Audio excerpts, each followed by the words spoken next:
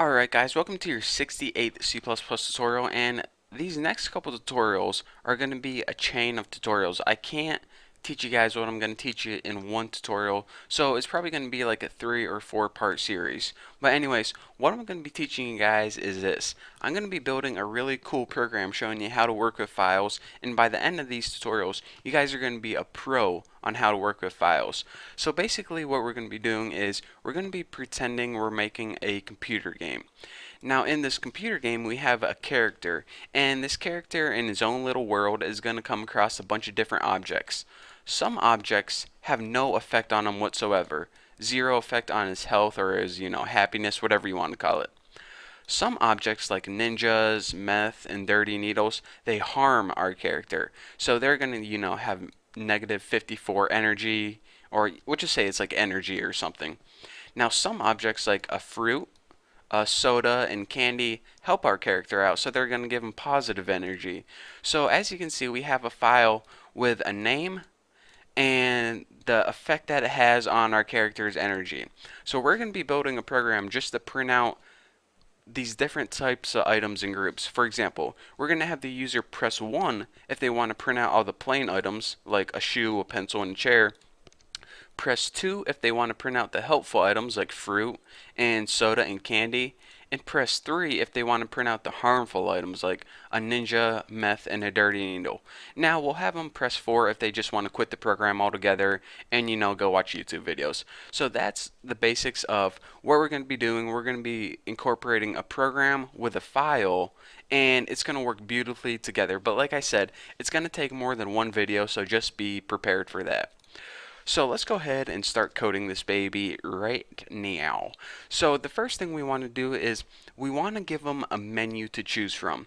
Now this menu is going to be 1, 2, 3, or 4 depending on what they press. We're going to output the appropriate items. So we're going to want to store this variable, either 1, 2, 3, or 4, in a variable. So we'll just go ahead and we'll store this number in a variable named what they want. Now this will be equal to 1, 2, 3, or 4. So now what we can do is we can just take that variable, what they want, and we're going to set it equal to a function in order, to get the number from them. So we'll just name this function get what they want. Now we didn't build this function yet, and this obviously isn't a built-in function on C++, so we need to go ahead and build it right now. So what I like to do actually is whenever I'm building a big program that's going to be working with a lot of functions, above each function, well, I'll just do it with main first, I like to leave a comment, just the function name, like a main function. And you guys may be like, alright, why the heck do you want to do that? Well, if you notice, the comments are a different color, and it makes it really easy to find functions whenever you're scrolling through like 3,000 lines of code. So you guys might be like, alright, that's kind of dumb, but trust me, do it. It's going to save you a whole bunch of headaches in the future. So we're going to be building this get what they want function. So the first thing I'm going to do is get what they want function. And I probably spelled it wrong, yep, but good enough. So now, remember, this function has to return an integer that's going to be either 1, 2, 3, or 4. So our return type is going to be integer. Now the name is get what they want, so just go ahead and copy that and paste that. And it's not going to take any parameters. We don't have to give any information into it. We just want to get information back from it. So that's why it's not going to take any parameters. So now what we want to do is we need a variable to temporarily store 1, 2, 3, or 4. So we got to make an int variable, and we'll just name this choice. Name it whatever. You can name it X if you want, it really doesn't matter.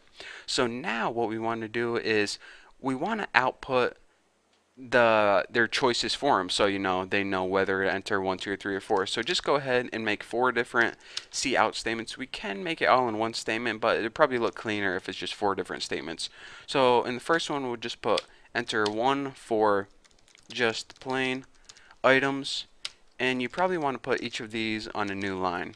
So just copy this 3 more times, copy, and we'll go ahead and write enter 2 for 2 can be, let's say, helpful items, and this will be the candy, the soda. Is that really helpful for a kid? I don't think so, but in this game it is. And 3 will be for the harmful items.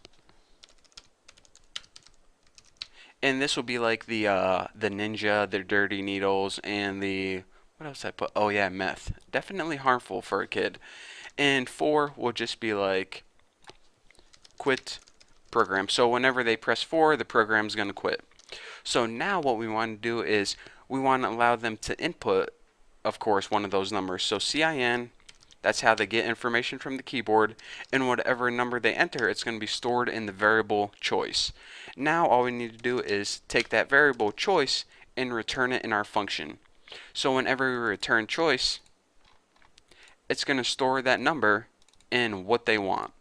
So now this get what they want function basically gets a number from the keyboard, and it stores it in a variable what they want.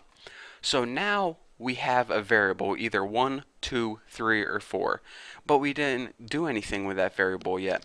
And what we want to do is, since this program is going to keep running until they hit 4, we want to throw pretty much our entire program inside a while loop.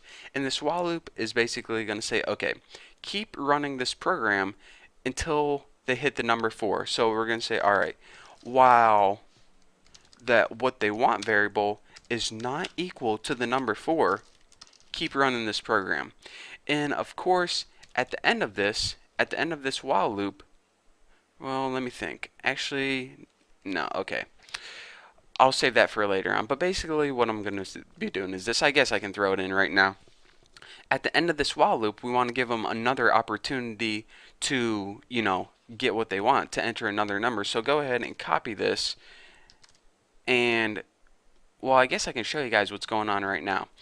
Basically, this program is going to run, and I didn't prototype it. Always remember to prototype your functions, ladies and gentlemen.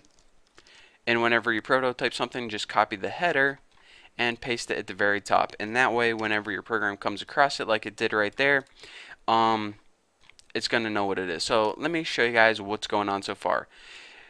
Well, the very first thing that we did is we ran this program, and it called up this function right here. Now, once it got that function, it pretty much took a number from them, 1, 2, 3, or 4, and stored it in the variable what they want. And we said, all right, keep calling this function and making it equal to store to what they want until they enter 4. So whenever they run this program, they're going to be able to enter 1, it's going to do something. 2, it's going to do something. 3, it's going to do something. They can enter 3 100 times if they want. But as soon as they enter 4, the while loop is going to end and the program is going to quit. Just like that. So we have the basic shell of the program right now. We basically are getting a number from them, and we're going to keep getting a number from them until they enter 4. So now, with the basic shell done, the only thing that we need to do now is whenever they enter 1, handle that 1 appropriately and show all the plain objects. Whenever they enter 2, handle that appropriately and show all the helpful items. Whenever they enter 3, show all the items that are harmful to the character. And now that we have the basic shell, we can move on to that. But we can't in this tutorial because if I do, I'm going to run out of time. So copy all this code down, make sure you know how this menu function works, and also make sure you understand how we keep looping through this function until they enter the number 4. And by the way, as soon as they enter number 4, this while loop is going to be false, and it quits. And as you can see, whenever it quits, there is no more code after it, so the main function ends and our program stops. So once you guys understand that, you're ready to move on to the next tutorial. So thank you guys for watching. Don't forget to subscribe, and I'll see you guys in the next video.